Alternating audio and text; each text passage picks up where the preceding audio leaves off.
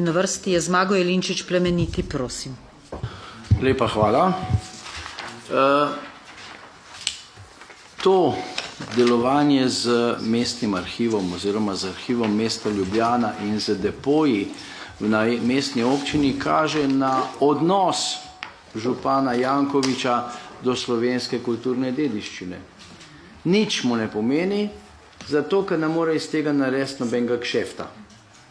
In verjetno meče tudi ven arhiv zaradi tega, ker razmišlja, da bi mogoče v te prostore dal kakšna luksuzna stanovanja za kakšne gospode ali pa kakšne sobice prehodne za kakšne turiste in tako naprej. Ker najbolj pomembno mu je, da hodijo po mestu turisti, da pa živimo v Ljubljani tudi prebivalci, to ga ne briga. Skratka, njegov odnos je grozljiv, kar pa pravzaprav je posledica verjetno marsičesa, pa mogoče tudi vzgoje, ampak v to se ne bom spuščal.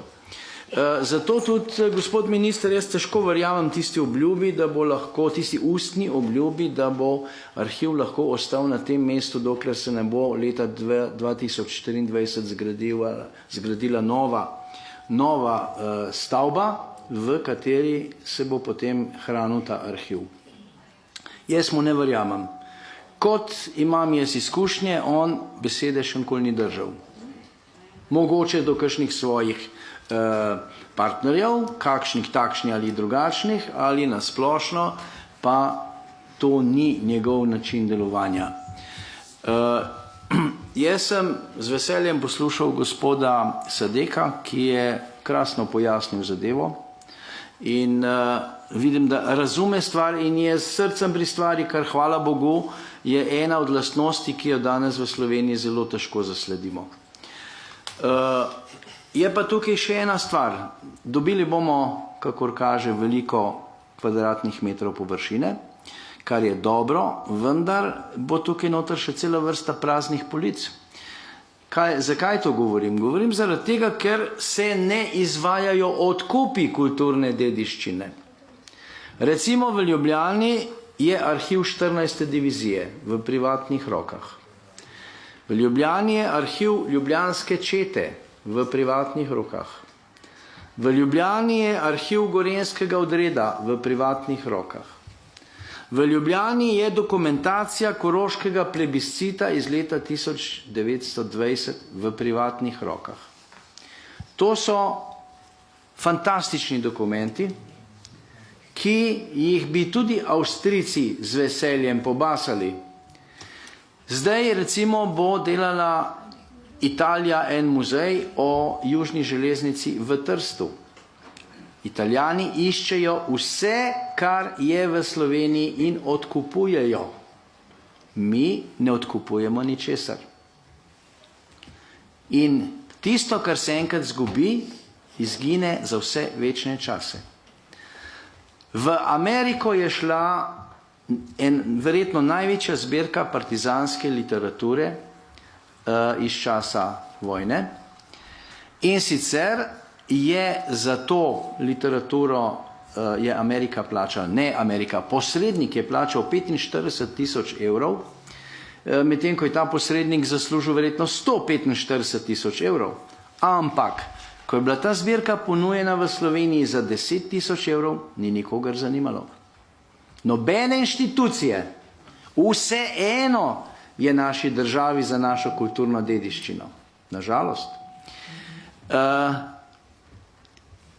En ubogi zemljevid z napisom Socialistična republika Slovenija iz naših polpreteklih časov je bil v Ameriki prodan za $10.000. V Ameriki, v Nemčiji povsod cenijo našo kulturno dediščino zaradi tega, ker se zavedajo, da to ni več samo slovenska kulturna dediščina, ampak gre za svetovno kulturno dediščino. Pri nas se tega ne zavedamo. In zadeve izginjajo. In kaj se bo zgodilo? Hodili bomo gledati razne naše zgodovinske dokumente ali na Dunaj, ali v Ameriko, ali v London, ali kaj zvem kam še vse. Ne morem pozabiti tiste prodaje enega rokopisa, ki je bil v Sloveniji ponujan za 50 000 nemških mark, pa ga nihče od inštitucij ni hotel kupiti, potem je bil pa v Londonu na dražbi prodan za 1 milijon funtov. To je naš odnos do kulturne dediščine. In naši mnogi strokovnjaki se čohajo po spodnjem delu hrbta, namesto da bi iskali, zbirali, odkupovali in tako naprej. Ampak v kontekstu tega sem še toliko bolj vesel, to, kar je povedal direktor zgodovinskega arhiva, ki se vidi, da mu je nekaj do tega. Vendar pa, gospod minister, a ste že kaj pripravil to dokumentacijo? Kajti na MOL-u so rekli, če boste začeli takoj pripravljati dokumentacijo, bomo počakali. A ste že začeli pripravljati? Minister, boste odgovorili, prosim? Seveda, pripravljamo dokumentacijo. Pa še par stavkov glede odkupa zanimivega arhivskega gradiva z kateregakoli področja. Mi zdaj ob teh omejenih sredstvih, ki so nam še zdaj na voljo, preden pride v implementacijo kulturni evro, kjer je zagotovljenega kar nekaj denarja za ta namen, se trudimo od primera do primera.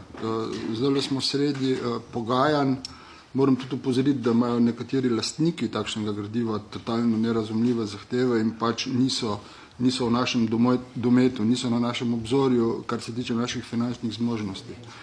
Odkupujemo partizanske grafike našega mojstra grafika Miheliča. Zdaj se res trudimo in so pogajanja na koncu, da ohranimo verjetno največji arhiv notnega zapisja v srednji Evropi in tako naprej in tako naprej. Tako da naši strokovnjaki z tega področja in seveda, da še na to upozorim, skupaj z našimi velikimi javnimi zavodi z tega področja, zdaj končno pripravljamo en popis tistih zaznanih, tu bomo prosili gospoda poslanca tudi za pomoč, tistih znanih artefaktov, če temu tako rečem, arhivskega gradiva v kakršnikoli obliki, ki so pomembni za zgodovino slovenskega naroda. Hvala.